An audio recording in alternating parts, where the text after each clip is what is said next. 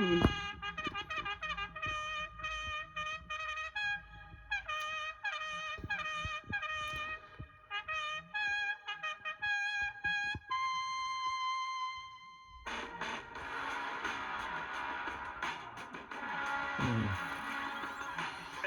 Leicester City game. Falls back to Mabedini, who fires home! Every Leicester Tigers match. Zilioni again who escapes the tackle. They can't bring him down. Try for Leicester. The home of Leicestershire sport. He's hit it high. 4-6 more. 50 of just 15 balls for Sol Budinger. Leicester City women have done it. The 24-25 season was the most successful one yet. These Leicester Riders, who are the Super League Basketball Playoff Final champions. BBC Radio Leicester Sport. Good afternoon and welcome to Carrow Road for live championship action as Leicester City travel to take on Norwich City. The Foxes come into this one having stopped their losing run last time out, but came away from their 1-1 draw with Middlesbrough with it feeling like a defeat. At 95th minute equaliser for Borough, seeing the point shared in the week. Middlesbrough looks to come forward once again. Mabedini tries to collect the ball. He's unable to from Britton, who turns well, puts the ball into the penalty area. He's headed by Ayling! And Middlesbrough have equalised right at the death! A header from their captain, Luke Ayling! This is the final game before the November international break. Perhaps much needed time away from the championship for the Foxes, but City boss Marty Cifuentes says this is an important clash as they hope to turn their poor run of form around.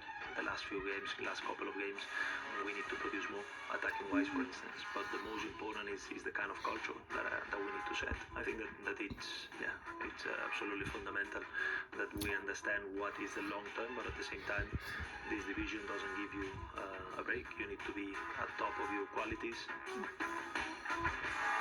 Well, after a change in personnel in the week that saw a little bit of a shift in fortunes, at least, has Cifuentes opted to stick or twist? Your commentator Owen Palmer-Atkin has the details. 3 changes for Leicester City, one of which is in force with Stolarczyk dropping out of the squad for Asmir Begovic, who starts for Leicester City for the very first time. Thomas and Carranza also make way. In come Ricardo and Daka. I'll have the full team news in just a few moments. Thank you. We will get full reaction to that team news and all the analysis ahead of this one from former Foxes and Norwich defender Darren Kenton joining us on BBC Radio Leicester Sport this afternoon. It's Norwich City against Leicester City in the Championship.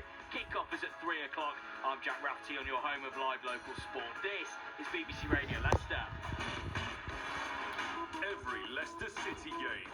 Every Leicester Tigers match. BBC Radio Leicester Sport. So very good afternoon, welcome to Carrow Road live championship football as we bring you dedicated coverage of Norwich against Leicester right here on BBC Radio Leicester. Both of these sides desperate for points after enduring poor runs of form lately. Between now and kick-off we'll learn more about City's opponents and we'll hear inside the Foxes camp from both Asmir Begovic and Marty Cifuentes. We'll get the teams in just a sec as well. Before we do that though, I want to say a good afternoon and a very big thank you for being with us. Former Foxes and Norwich defender Darren Kenton. Darren, how are you, mate? Yeah, good. How are you doing? I'm very good. Thanks for joining us, your BBC Radio Leicester debut. Before we get into the game, as is often the way on someone's debut, we like to reflect with them a little bit. I mean, first of all, we should point out, yes, former Leicester defender, but really, we're at your club this afternoon, your boyhood club, Norwich City. Yeah, I had some good years here. Spent like 12 years coming through the academy. Academy. It's obviously changed a little bit now. But yeah, I had like 12 good years here, and obviously went on to Southampton and then on to Leicester, so it brings back some fun memories here. How do you reflect on your time at Leicester City? I feel like it was more brief than potentially it would have been if you hadn't suffered injuries. Yeah, I mean, obviously it was a difficult time, you know. We had 3 managers, I think 1 year at one point, I think it was.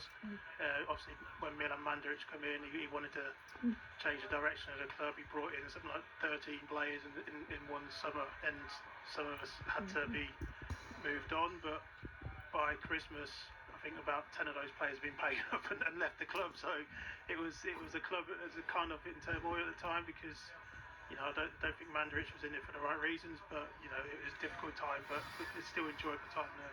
I love the fact that you were sort of looking around earlier, and we've spoken a little bit about Mike Stowell, who's a friend of ours who joins us on the show. But you also spotted Andy King out there getting stuff ready for a warm up, and asked about him being part of the coaching staff. I'm intrigued because obviously he was such a young lad at that stage. What it's like for you seeing him now, one of the leaders, one of the coaches at City. Yeah,